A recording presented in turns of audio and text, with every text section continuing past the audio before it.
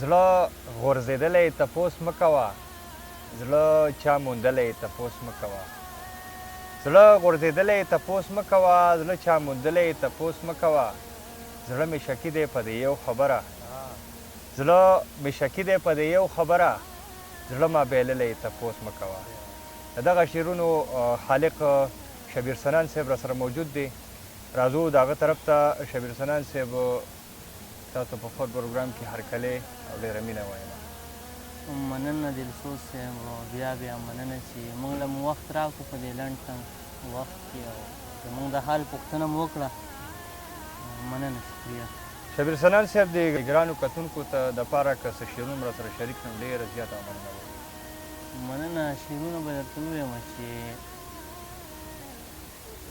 څومره دې ځان پسې رنځور کړم غنم رنګه یاره، لا که ګل رنګ وې ما به څه کولې.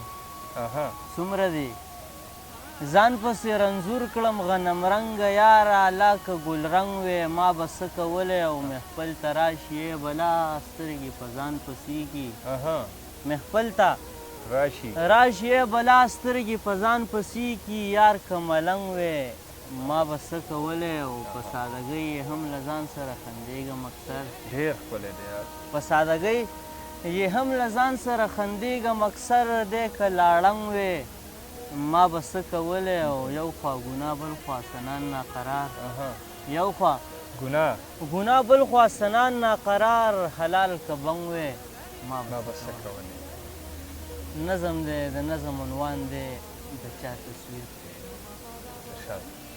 وای صاحب خوب وینم چې تعبیر به څه وي، ما ته سم ډېر ډېر ګوري، څوک چې زما ډېر خوښ دي.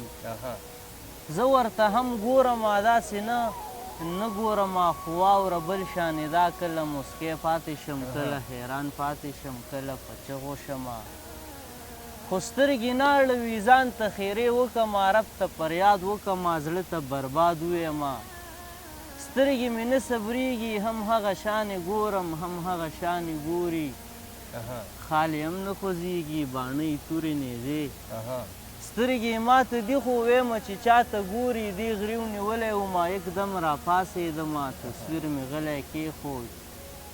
سترګې مې بندې شولې په ویښه سوچ کومه، چې سنان پاګله بس مې که دې هم پرېږده، نورې نشې هم پرېږده، جام و پیالې هم پرېږده، د ژوند مزې هم پرېږده، که دې ارمان تعبیر شي. دا و ښاغلی موږ سره شبیر سنان صاحب چې تاسو چې زړه پورې شعرونه واورېده. تر بل پروګرام پورې په وادلي دلسوز له اجازت ورکوي. چېرته چې مې ښاد اباد بریالي اوسېږي. د دوی الله پامان.